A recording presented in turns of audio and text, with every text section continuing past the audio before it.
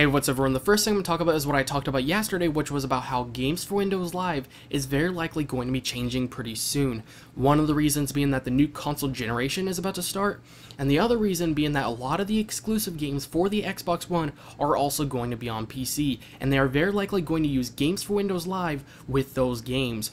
But one of you guys posted a comment asking, does that mean that Halo 5 might be coming on PC? That is a possibility, and I'm sure a lot of people would be very excited and love to hear that and make them very, very happy. But a game that is more likely going to is Fable Legends. Now, if you haven't seen the trailer, or if you haven't heard of it or anything like that, there will be a link in the description below, so you go ahead and check that out. Now, the next thing I'm going to talk about is CoD Ghosts.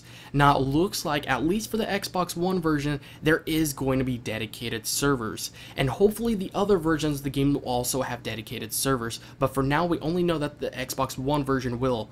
But once I hear more about it, I'll make sure to let you guys know. Now that there's going to be dedicated servers on this game, it's going to really help a lot of people, because it's going to really get rid of the host migration issues that you're used to seeing a lot on their games. And the other thing that's going to help is as far as input lag and the time delay between when you actually do something and when you actually see it on the screen and everything like that, which you've noticed with some of the previous titles with the way that they changed the way they structured everything. So it's going to be really great to see this, and this is one of those things I actually kind of expected on the next gen consoles, you know, seeing more games with fully dedicated servers, which is really going to make a huge difference, especially for very competitive games like that. But once again, like I said, hopefully we'll see on other versions of the game as well, especially since all of these systems are going to be PC-based architectures, so there's no real reason why they shouldn't all have dedicated servers. Now, the last thing I'm going to talk about is the Elder Scrolls Online, which I haven't talked about for quite a while actually.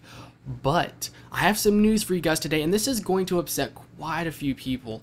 And that is that the Elder Scrolls Online, it has been confirmed, it's not a rumor, it's been heard by the actual people that are developing the game and everything, is that you are going to be charged a $15 fee monthly to be able to play Elder Scrolls Online. Now, this really upsetted a lot of people. You will get the first month for free, but remember, after that, if you want to keep on playing the game, you are going to have to pay a $15 monthly subscription. Now, this really upsets a lot of people, and I can especially understand. Now, for PC for a long time, a lot of the games have included you having to pay monthly. But, as you can see, there's more MMO games and games of that type that usually include subscriptions that are coming on consoles now. But, from what we know, those games are not including subscriptions, so why should the Elder Scrolls Online? And it really just upsets a lot of people, and it really sucks, especially since you're going to have to pay for Xbox Live Gold or PlayStation Plus in order to play multiplayer to begin with.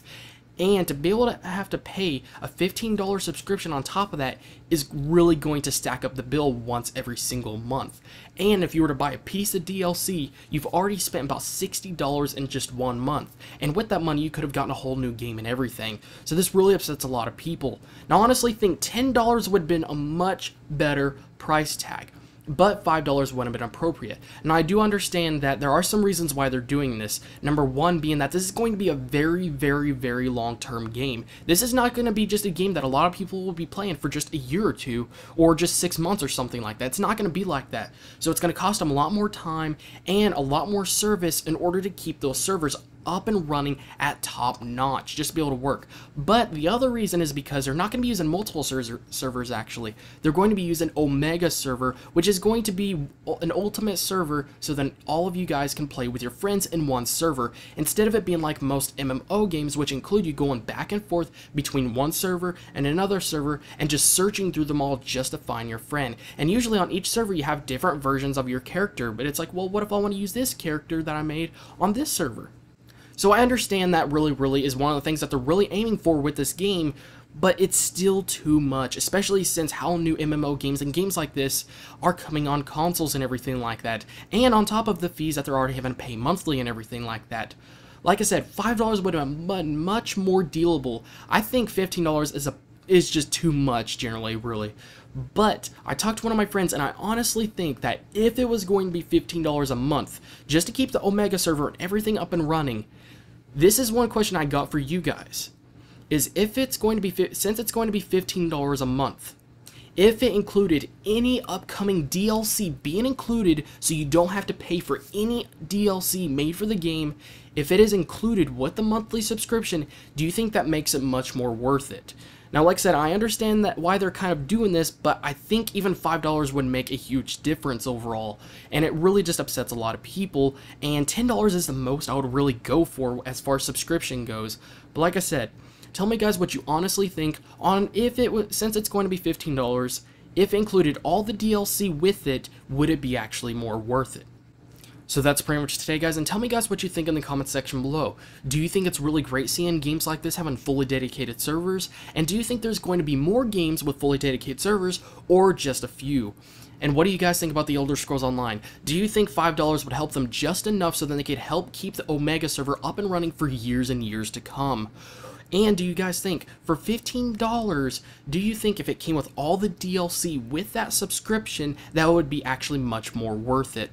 And another thing I was going to say is that if they had to restructure things, I mean, I understand they really love the Omega server idea, so that way you don't have to go from server to server just to find your friends and play with them. If they had to restructure things so then they would go back to using just server for server, if they had to do that in order for it to be free and not have to pay monthly, would you guys be able to deal with that? Or do you like the Omega server idea? Let me know what you guys think in the comment section below.